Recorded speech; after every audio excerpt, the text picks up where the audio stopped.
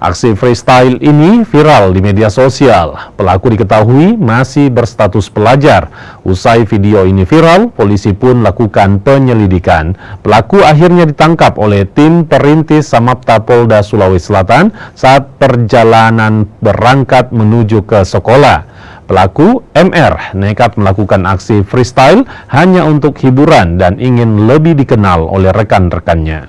Pesantren kilat, kemudian saat keluar dari sekolah mengangkat ban secara bersamaan terlihat oleh tim patroli perintis presisi yang sementara melakukan patroli sehingga kemudian dilakukan pencegatan dan diamankan.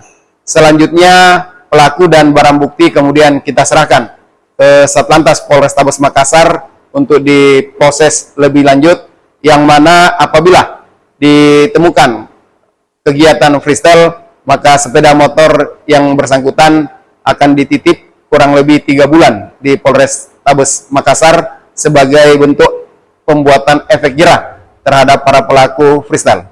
Sangat kita